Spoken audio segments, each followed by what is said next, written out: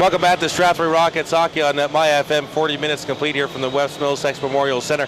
London leads Strathroy by a score of 2-1 here in Game 4. Joined by a very good friend of mine, a sports columnist for the London Free Press, Morris Dalla Costa. Good to see you, my friend. How has your year been in the sporting world? Well, it's been busy as usual, but it's been a lot of fun. I don't adjust your mic here.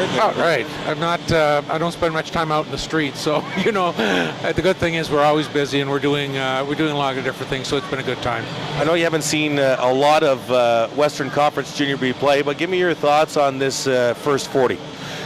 Well, I think the Rockets have to be a little unhappy they weren't up by at least a couple after the first period. And then they made some key mistakes in the second period that really cost them, especially a turnover at the blue line when they had the man advantage. Lombardi made a good play to intercept it.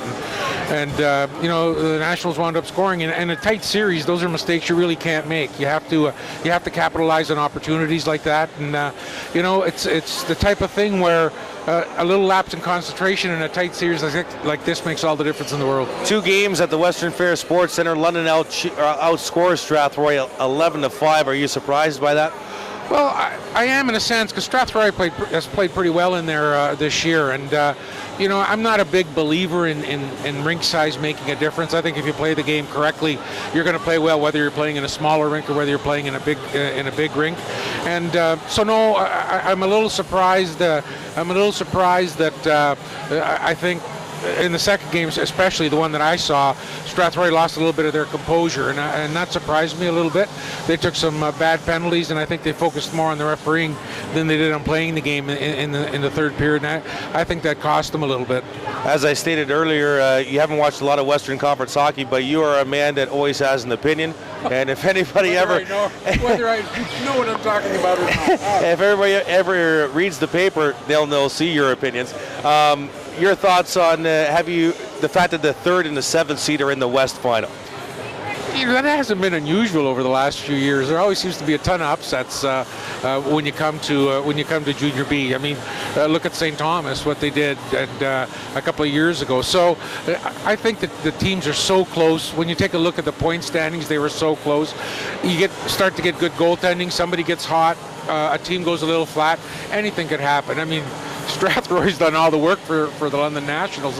Now the Nationals don't have to face the number 1 or number 2 seeds. So I'm not particularly surprised about the upsets or about 3 is in and 7 is in. I just think in Junior B hockey, once you get into the playoffs, pretty much anything's available. Let's go up a level, because I know that you've done some coverage at the John Labatt Centre for the London Knights, the Saginaw Spirit, second round opponent in the OHL's West Conference.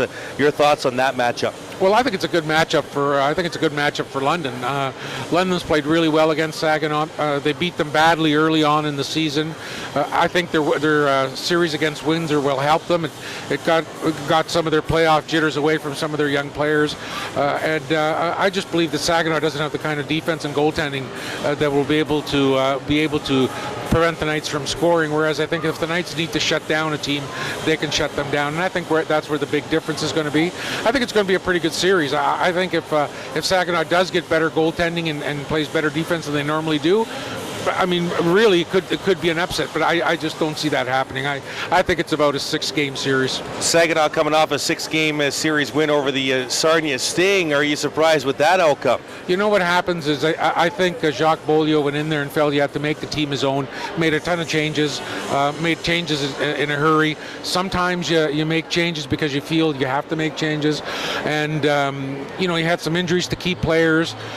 You can't get back a player like Galchenyuk near the end of the year and expect him to perform like he's been there all year. I don't think Yakupov was 100%. So I think he ran into some things that he didn't expect to run into. And yeah, frankly, I thought they were going to win that. I thought they were going to win that series. But once they, once it got to 2-2, I thought that Saginaw just came out a little stronger. They gained in confidence, and after the 2-2 game, I don't think I was surprised that Sarnia wound up losing that game 2 straight after that. Correct me if I'm wrong. Left in the West would be Kitchener, Plymouth, Saginaw, London. In the East is Brampton, Ottawa, Belleville, Barrie, and Barrie. Give me Niagara Falls. Barrie and Niagara Falls. Give me your OHL final. I think Niagara Falls is probably the best team in the league right now. So, really?